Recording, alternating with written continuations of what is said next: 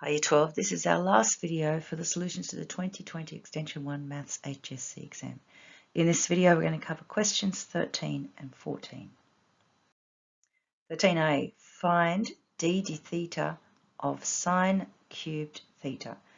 So this is going to be equal to, this is the same as sine theta all cubed. So it's just a chain rule, nice easy question. Times by the derivative of the inside function, which is cos theta. So it is 3 sine squared theta cos theta. Use the substitution x is equal to tan theta to evaluate this. Look at the number of marks here. All right, so x is equal to tan theta.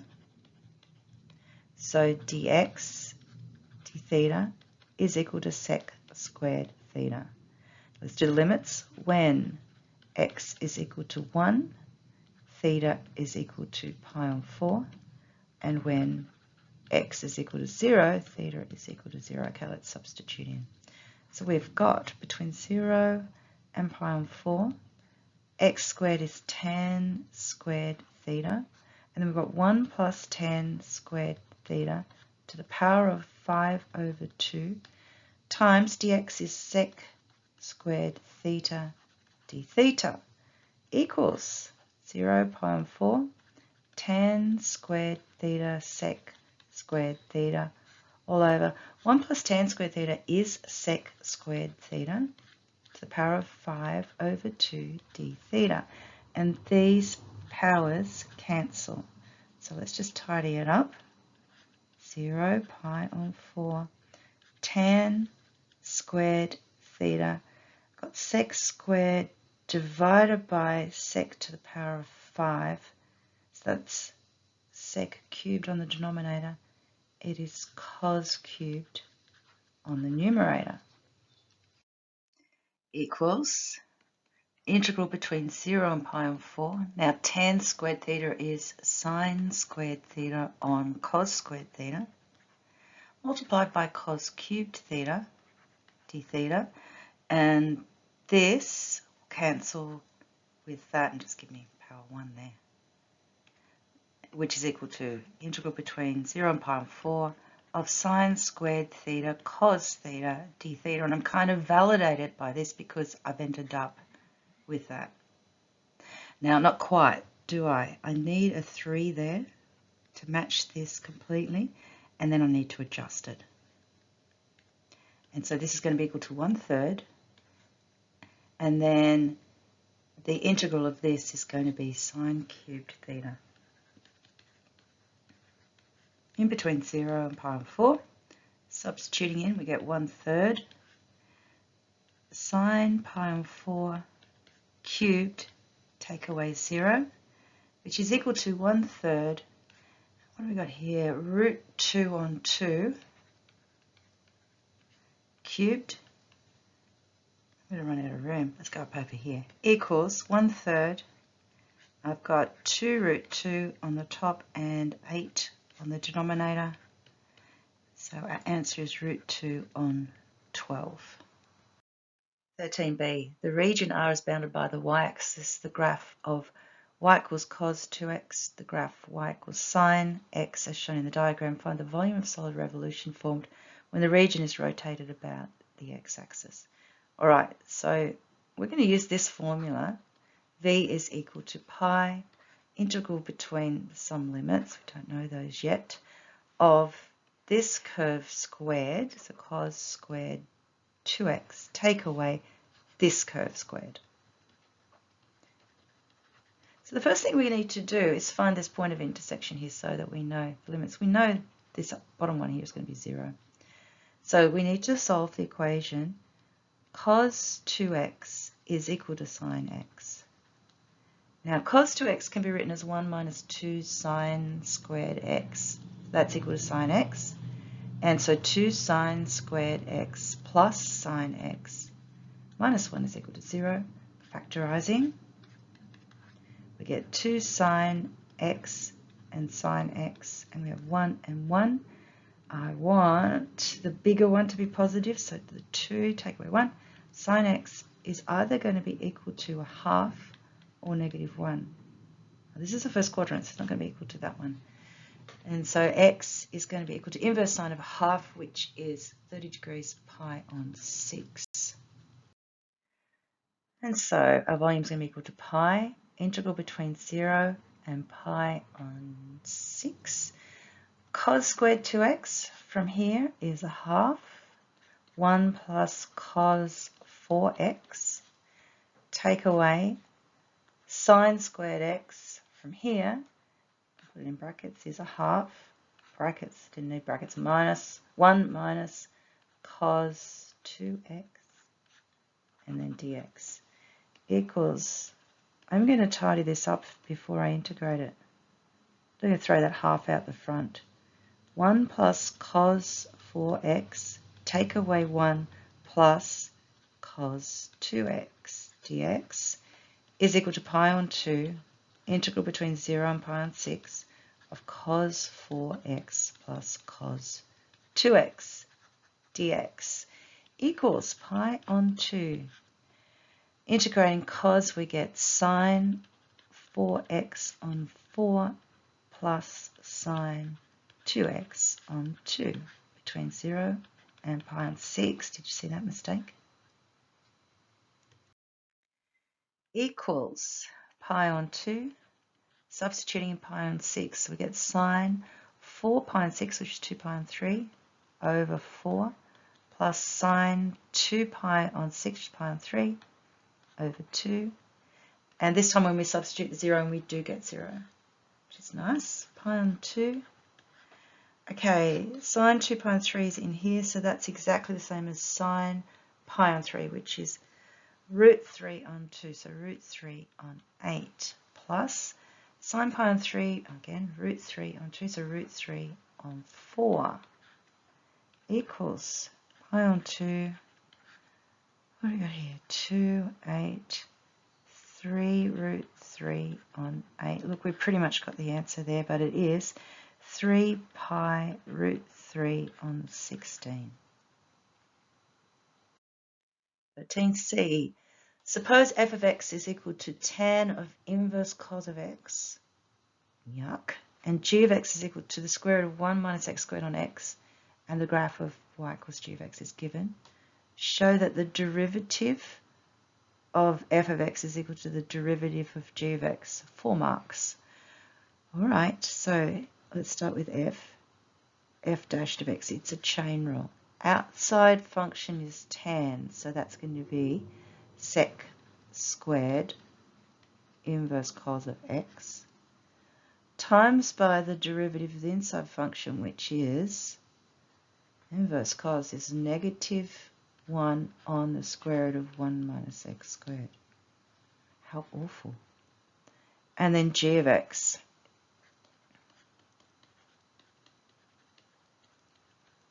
Okay, we've got u is equal to 1 minus x squared to the half, and v is equal to x.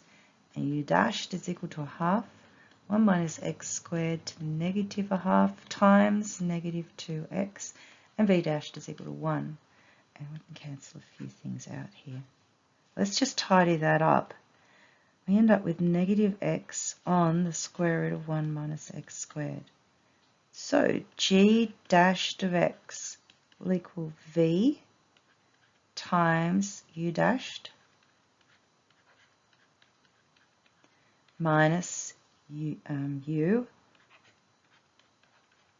times v dashed all over v squared, which is, what do we got here? Double-decker fractions, my favourite.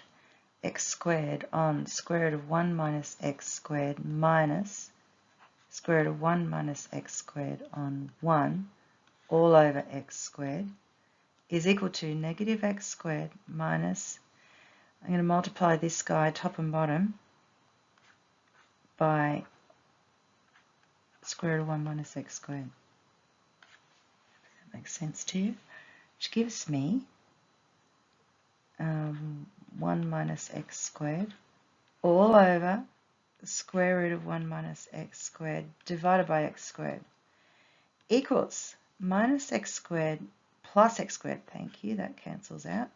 It's negative 1 on square root of 1 minus x squared times 1 on x squared, which is negative 1 on x squared root 1 minus x squared. Okay, let's come back to f dashed of x. So this is the same as sec of inverse cos of x squared times negative 1 on square root of 1 minus x squared. And remember, sec is 1 over cos. So this is the same as 1 over cos of inverse cos of x all squared times negative 1 on the square root of 1 minus x squared. Cos of inverse cos is x, so this is 1 over x all squared times negative 1. You can probably see that we have the answer. Is equal to negative 1 over x squared square root of 1 minus x squared. Therefore, f dashed of x is equal to g dashed of x. Part 2, using part 1 or otherwise show that f of x is equal to g of x. Now, part 1 was that f dashed of x is equal to g dashed of x. So it stands to reason that the integral of f dashed of x dx would equal the integral of g dashed of x dx, which means that f of x plus some constant would be equal to g of x. Now we need to resolve this constant.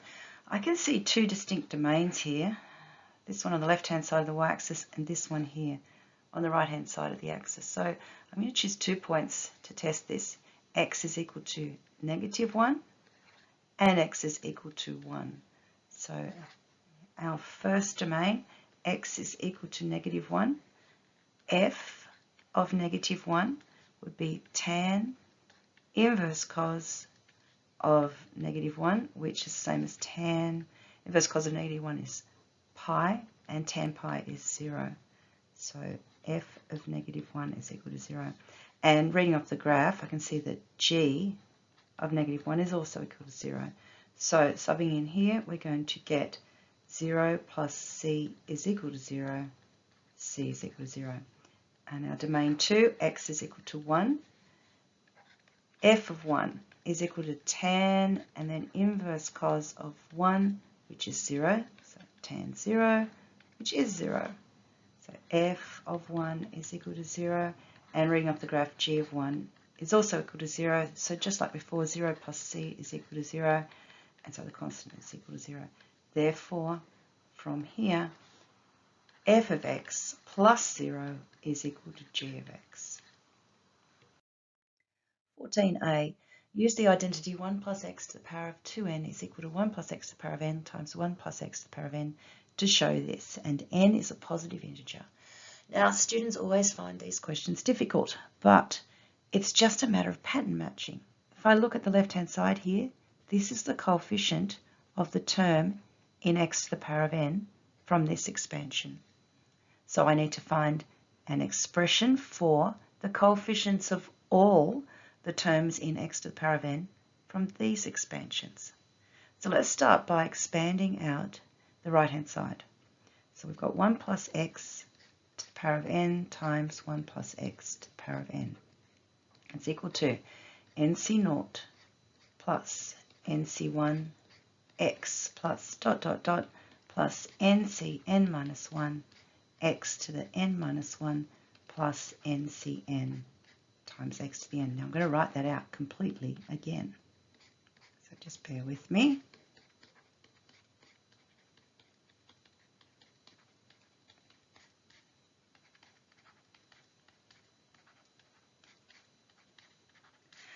Now can you see that the terms in x to the power of n are going to come from this times this, plus this times this, plus dot dot dot, plus this one times this one, plus this one times this one. In other words, so the coefficient of x to the n is going to come from nc0 times ncn plus nc1 times ncn minus 1 plus dot dot dot plus ncn minus 1 times nc1 and NCN times NC0. Now we know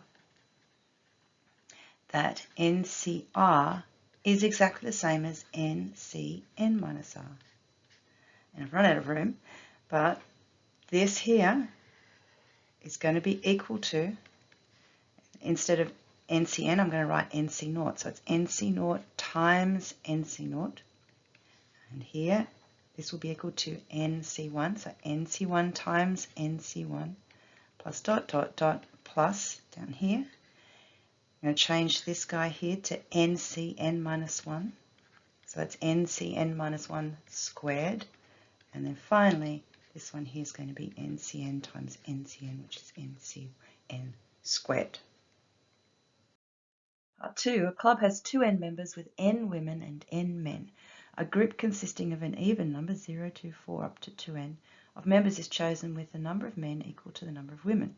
Show, giving reasons, the number of ways to do this is 2NCN. Now, this is obviously really linked to the previous question. So let's set up a table. I'm going to say this is the group number, or number of people in the group, 0, 2, 4, 6, and then 2N. And then this is the number of ways to form the groups. So if we've got 0 people in the group, we want to choose, we've got N women and N men, we've got to choose 0 women and then 0 men. If we've got 2 members in the group, we want to choose 1 woman and 1 man. If we've got 4 members in the group, we want to choose 2 women and 2 men. 6 will be NC3. And all the way down to 2N members, we want to choose everybody. So the total number of ways to form these groups is going to be NC0 squared plus NC1 squared plus dot, dot, dot plus NCN squared. And we found out from part 1 that this is equal to 2NCN. Part 3. From the group chosen in part 2, 1 of the men and 1 of the women are selected as leaders. Show, giving reasons, that the number of ways to choose the even number of people and then the leaders is this. All right, so we're going to want to use that expanded expression, not the 2NCN that we worked out in part 1. So let's start from 0 people in the group. The number of ways to choose the leaders is 0. Now if I've got 2 people in the group, the number of ways to choose the leaders is 1. There's 1 way to choose the man, and then there's 1 way to choose the woman. If we've got 4 people in the group, then we've got 2 options for choosing the male leader, and then 2 options for choosing the female leader. Plus, all the way up to, if we've got 2 N people in the group, then there are N ways to choose the man, and then N ways to choose the woman. And so this is equal to 1 squared NC1 squared plus 2 squared NC2 squared plus dot, dot, dot plus N squared NCN squared. Part 4. The process is now reversed so that the leaders, 1 man and 1 woman, are chosen first. The rest of the group is then selected, still made up of an equal number of women and men. By considering this reverse process and using part 2, that was the NC0 squared plus NC1 squared blah blah blah equals 2NCN, find a simple expression for the sum in part 3. Okay. 1 man and 1 woman are chosen first. So we've got N men and N women. So the way to choose 1 man is NC1. And the way to choose 1 woman is NC1. Now once we've done that, we need to choose the rest of the group. So we've got 0 members in a group. I don't even know what to do with that 0. I'm going to ignore it. Hopefully it doesn't come back to bite me. But when we've got 2 people in the group, we're already done. So that's going to be 1 way to do that. Plus, when we've got 4 people in the group, then we need to choose 1 more man and 1 more woman. But now there's only N minus 1 to choose from in both cases. When we have got 6 people in the group, we've already chosen 1. We have N minus 1 and we want to choose 2 of them. And let's see if we can get all the way up to 2n. In this case, we have n minus 1, and we want to choose n minus 1. Yep, all of them. Yep. Equals nc1 all squared, brackets 1. Oh, you know what? That's going to be my n minus 1 zeros. Plus n minus 1 c1 plus n minus 1 c2 squared plus n minus 1. No, I forgot the dot, dot, dot. N minus 1 squared. Now, we knew that from part 2, nc0 squared plus nc1 squared plus dot, dot, dot plus ncn squared was equal to 2ncn. So, using that, nc1 all squared, we are going to get what? 2 lots of n minus 1 c n minus 1, yep, which is equal to, actually that's really the answer. 14b, show that sine cubed theta minus 3/4 sine theta plus 1/4 sine 3 theta is equal to 0. Right, the key to this question is the sine 3 theta, which I can write as sine 2 theta plus theta, which is equal to sine cubed theta minus 3/4 sine theta plus 1/4. Okay, sine 2 theta cos theta plus cos 2 theta sine theta equals sine cubed theta minus 3/4 sine theta plus 1/4 2 sine theta, cos theta, which is cos squared theta, plus this guy I want 1 minus 2 sine squared theta, sine theta, equals sine cubed theta minus 3/4 sine theta plus, let's expand this out, half sine theta, this is 1 minus sine squared theta, plus, I'm now doing this one times this here. I just put it in brackets. We'll expand this bit out. 2 sine cubed theta equals sine cubed theta minus 3/4 sine theta plus a half sine theta minus a half sine squared theta plus, no, that's cubed, thank goodness, plus a quarter sine theta minus a half sine cubed theta equals, let's get these terms together. So I've got 1 minus a half, that's equal to 0, thank goodness. And sine thetas, we've got negative 3/4 plus a half plus a quarter, yep, is equal to 0. Part 2, by letting x equal 4 sine theta in this cubic equation, show that sine 3 theta is equal to a half. Okay, so let's substitute in 4 sine theta.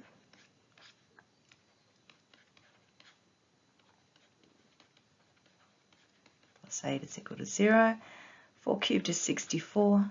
Sine cubed theta minus 48 sine theta plus 8 is equal to 0. We're trying to match this part here. So let's divide through by 8 to start off with. 8 sine cubed theta minus 6 sine theta plus 1 is equal to 0. And we'll divide through by 8 again, which gives us sine cubed theta minus 6 on 8 sine theta. And I'll bring this over the other side. It's going to be negative 1/8. Okay, which is sine cubed theta minus 3/4 sine theta equals negative 1/8. Now, from this, we know that sine cubed theta minus 3/4 sine theta is equal to negative sine 3 theta all over 4. So let's substitute in. We are going to get negative sine 3 theta on 4 is equal to negative 1/8. Therefore, sine 3 theta is equal to, those negatives cancel, 4 over 8, which is a half. Part 3, prove that sine squared pi on 18 plus sine squared 5 pi on 18 plus sine squared 25 pi on 18 is equal to 3 over 2. So let's start by solving sine 3 theta is equal to a half. 3 theta is equal to inverse sine of a half, which is equal to pi on 6, and we are also in here, 5 pi on 6. Now, hopefully you've been taught that when we have a multiple of theta, that's going to affect how many solutions we're going to get, and how many times we've got to go around our all stations to central diagram. In fact, we're going to need to go around 3 times. 1, 2, 3. But the easiest way to do this is just to add 2 pi to each of these. Now 2 pi is the same as 12 pi on 6, so I'm going to add 12 pi to these numerators. So pi plus 12 pi is 13 pi on 6. 5 plus 12 is 17 pi on 6, and now I'm going to do it to these two. 13 pi plus 12 pi is 25 pi on 6, and 17 pi plus 12 pi is 29 pi on 6. Dividing by 3, we end up with pi on 18, 5 pi on 18, 13 pi on 18, 17 pi on 18, 25 pi on 18, and 29 pi on 18. So what does this mean? Well, we know that x is equal to 4 sine theta. And so 4 sine pi on 18, 4 sine 5 pi on 18, etc. are going to be roots of this equation. But we've got a bit of a problem, don't we? Because this is a cubic and there are only 3 roots. And potentially I have 6 here. That's because 3 of them are duplicates. Now we're given a bit of a hint here that the third root will be 4 sine 25 pi on 18. But let's just have a quick look at this one, and this one. So 4 sine 13 pi on 18, that's the same as 4 sine 5 pi on 18. It's a duplicate. 4 sine 17 pi on 18 is the same as 4 sine pi on 18. And this one here, with a little bit of work, it's equivalent to 4 sine 25 pi on 18. So these are our roots of the equation. Now I'm just going to call them alpha, beta, and gamma for the moment. Obviously from here we want alpha squared plus beta squared plus gamma squared, and that's equal to alpha plus beta plus gamma all squared. Take away 2 times the sum of the pairs. And from our equation, we know that the sum of the roots is equal to minus b on a, which is 0, and the sum of the pairs is equal to c on a, which is negative 12. So this is going to be equal to 0 squared, take away 2 lots of negative 12, which is equal to 24. All right, let's substitute in for here. So we've got 4 squared sine squared pi on 18 plus 4 squared sine squared 5 pi on 18 plus 4 squared sine squared 25 pi on 18 is equal to 24. And tidying it up, sine squared pi on 18 plus sine squared 5 pi on 18 plus sine squared 25 pi on 18 will equal 24 on 16, which I'm hoping is equal to 3 over 2. And it is.